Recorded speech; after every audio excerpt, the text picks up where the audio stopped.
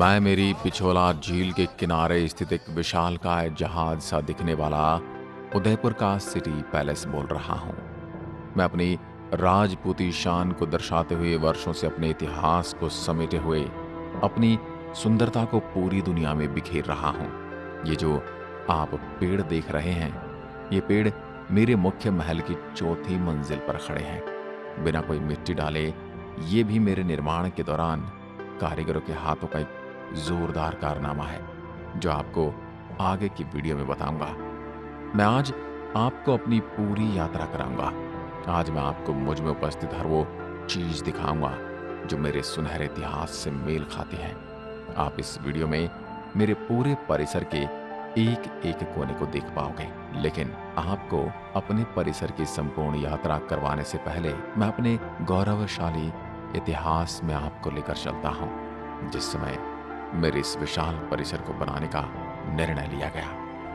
आपको बता दूं, मेरा ये विशाल परिसर गौरवशाली मेवाड़ के प्रमुख शहर झीलों की नगरी उदयपुर में मौजूद है। जैसा कि आप जानते ही होंगे कि मेवाड़ के अधिकांश शासकों ने हमेशा लड़ाइयां लड़ी मूर्ति पूजकों के विरोध में, और मेरे मेवाड़ को अपने अधीन करने के मंसूबे को लेकर हमेशा से मेरे मेवाड़ पर आक्रमण होते रहे, और यह आक्रमण उन्हीं के होते रहे जिन्हें मूर्ति पूजकों से नफरत है। मेरे निर्माण की शुरुआत राजाओं के राजा महाराजा महाराणा प्रताप के पिताजी महाराणा उदय सिंह ने सन 1553 में शुरू की थी। इसके बाद के महाराणाओं ने इस काम को आगे बढ़ाते हुए इस काम को पूर्ण किया। मेरे उदयपुर में मौजूद सभी बड़े किलों और झीलों के निर्माण का काल हमेशा लंबा रहा। इसका कारण यह है कि हमेशा मेरे मेवाड़ के सिसोदिया वंशों ने अपने समय युद्धों में बिताया। मूर्ति पूजकों और काफिरों पर अपना शासन चलाने के मंसूबे लिए आताताइयों और आक्रमणकारियों के विरुद्ध हमेशा मेरे यहाँ सदियों से रहने वाली भील, मीणा, पटेल और राजपूत जातियों ने अपने प्राणों का बलिदान देकर मेरे इस मेवाड़ की रक्षा की है। 1553 से शुरू हुए मेरे निर्माण को लगभग 400 वर्ष लग गए।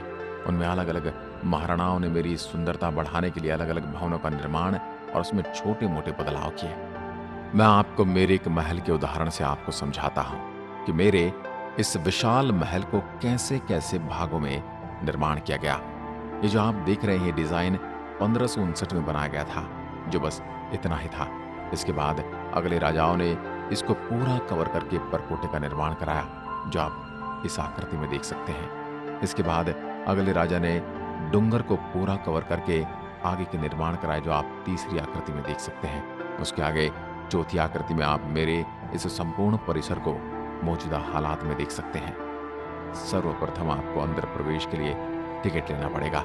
यदि आपकी उम्र 18 साल से ऊपर है तो आपको 300 रुपये प्रति व्यक्ति देना होगा। उसके बाद आप भारत के दूसरे सबसे बड़े महल में प्रवेश कर चुके होंगे। सबसे पहले तो मेरे इस महल को नीचे से चारों ओर से देखिएगा। जब ये जो आप मेरे इस लंबे चौड़े परिसर में जो खंबे और इनसे लिपटी ये बेड़ियां देख पा रहे हैं, ये उस जमाने में मेरे यहाँ राजा महाराजाओं के रूप में जो अतिथि आते थे, उनके घोड़े और हाथियों को बांधने की जगह हुआ करती थी, जिसे आज पार्किंग बना दिया गया है। उसके बाद मैं अब आपको सीधे लिए चलता हूँ अपने महल में और अपने आराध्य प्रभु श्री गणेश जी के दर्शन कर पाऊंगा। ये गणेश जी की प्रतिमा लगभग 400 से 500 साल पुरानी है। मेरे इस विशाल परिसर के निर्माण के साथ ही श्री गणेश जी यहाँ विराजमान है। मैं इनको स्मरण करते हुए अब आपको आगे ले चलता हूँ। अब थोड़ी आगे बढ़ते हुए मैं अपने महान राजा महाराणा प्रताप के वास्तविक अस्त्र शस्त्र दिखाता हूँ। इन्हीं शस्त्रों से बहुत से दुश्मनों का शीश धड़ से अलग कर चुके हैं।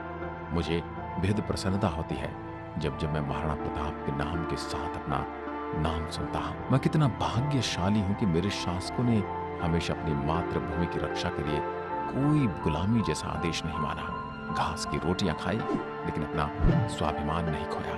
इन शस्त्रों को देखते हुए मैं आपको आगे लिए चलता हूँ। ये दृश्य आप अपनी स्क्रीन पर देख रहे, इसमें घोड़े के मुंह पर हाथी की नकली सूंड लगाई जाती थी। ये इसलिए किया जाता था ताकि युद्ध भूमि में दुश्मनों के हाथी को भ्रमित किया जा सके।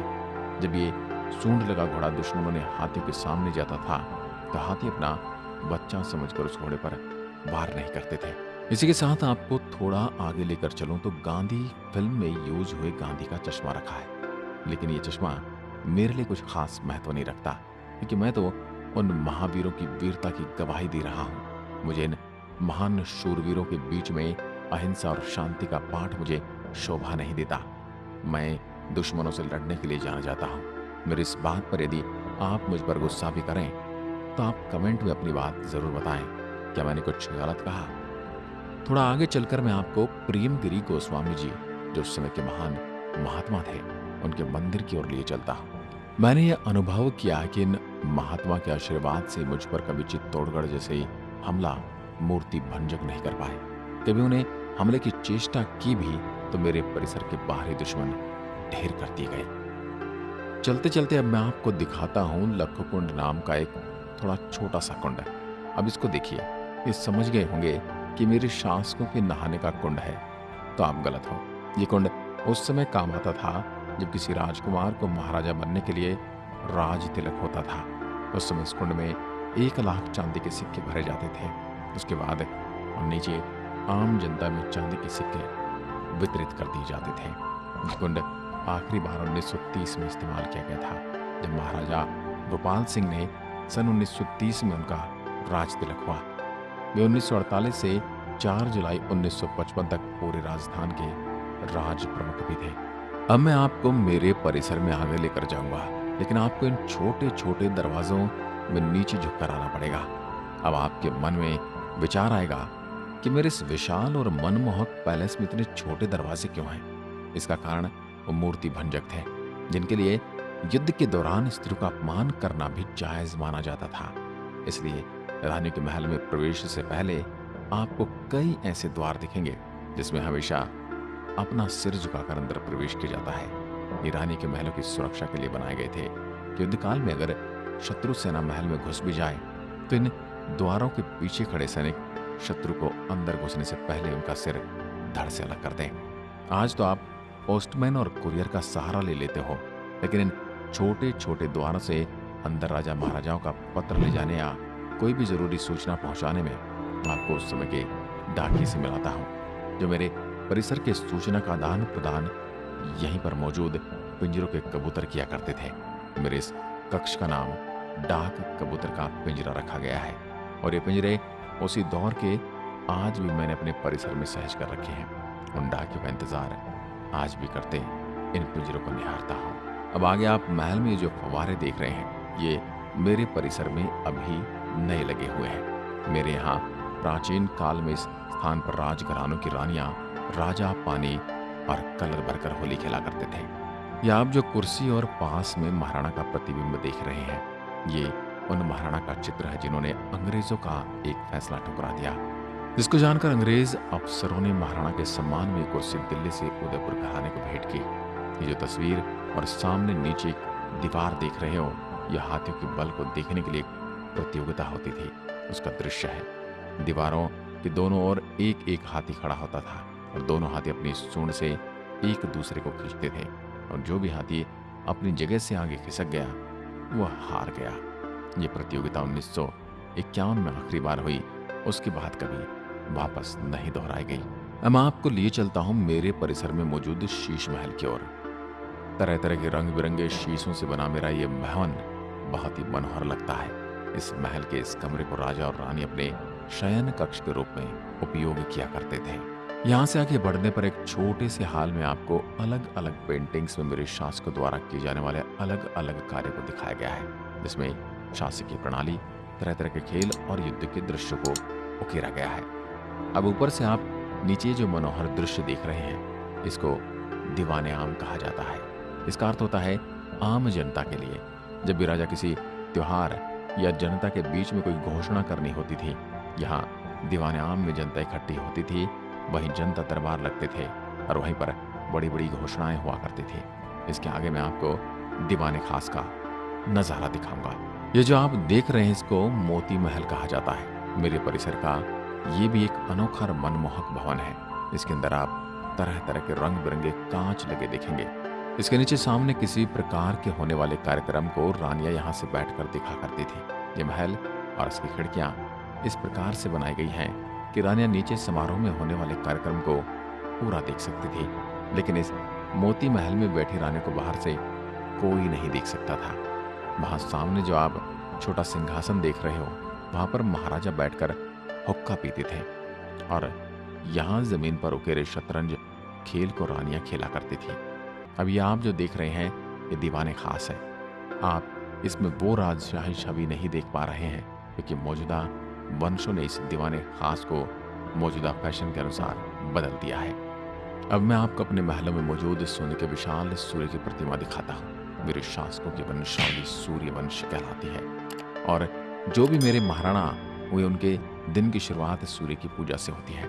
लेकिन जब भी मौसम खराब होने के कारण सूर्य के दर्शन नहीं हो पाते थे, उस समय सोने के बने सूर्य को पूजकर दिन की शुरुआत करते थे। आगे चलते चलते आप ये जो तराजू नुमा बड़ी धातु की बनी आकृति देख रहे हैं, ये राजाओं को वजन मापने के लिए बनाई गई थी। जब भी राजा का जन्मदिन आता तो उस समय राजा के वजन के बराबर सोने और चांदी के सिक्के तोड़कर जनता में बांट दी जाते थे। दोस्तों, आपको मेरी आत्मकथा पसंद तो आ रही है ना? तो लाइक करते जाइएगा। इसके आगे आप मेरा एक मनोहर आंगन भी देख रहे होंगे। ये किसी भी प्रकार के नृत्य और रंगारंग प्रोग्राम के लिए बनाया गया था। जो सामने आप देख रहे हैं, वहां पर स्वयं महाराणा विराजते थे और सामने शीशे से बने खिड़कियों के पीछे रानियां बैठा करती थी। वहीं से एक कार्यक्रम देखा करती थी। अब मैं आपको मेरे यहाँ के माणक महल दिखाता हूँ। ये चमकीला मनोरम भवन मेरे शूरवीर राजाओं के डाइनिंग टेबल के लिए इस्तेमाल होता था। माणक महल के बीचों बीच बने इस छोटे से कमरे में राजा बैठकर भोजन किया करते थे। अब मैं आपको इस महल में लेकर चलता हूँ, जहाँ पर मेरे यहाँ मौजूद राजघराने की वो रानियां रहा करती थी, जिनका सुहाग अब इस दुनिया में नहीं था। अर्थात जो विधवा रानियां होती थी, वो इस महल में रहा करती थी। बिना चमक धमक, एकदम साधा और सीधा जीवन। लेकिन इन विधवा रानियों की पीड़ा मुझसे देखी नहीं जाती थी। मैं हमेशा इन्हें इर्द गिर्द देखा करता था। मैं हमेशा इनके आदेश की प्रतीक्षा करता था, परंतु जैसे इनके सुहाग इस दुनिया में नहीं रहते थे, ये एकदम निर्जीव से अपने आराध्य श्री कृष्ण को झूला देती हुए उनको निखारती रहती थी। प्राचीन बर्तनों अनन्य उपयोग में लाई जाने वाली वस्तुओं को आप आज भी मेरे अंदर देख सकते हैं। मेरे परिसर में चित्तौड़गढ़ से लाई हुई उन खंडित मूर्तियों को भी सहेज कर रखा गया है, जिनको स्मरण करके मेरे खून में उबाला जाता है।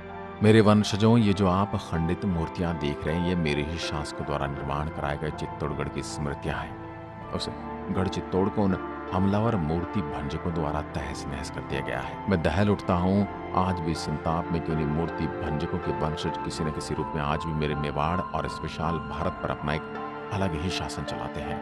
कुछ दिनों पहले मेरे उदयपुर में हुई एक निहत्थी कन्हैया लाल की छल से नृशंस हत्या को देखकर मेरा कलेजा दहल उठा।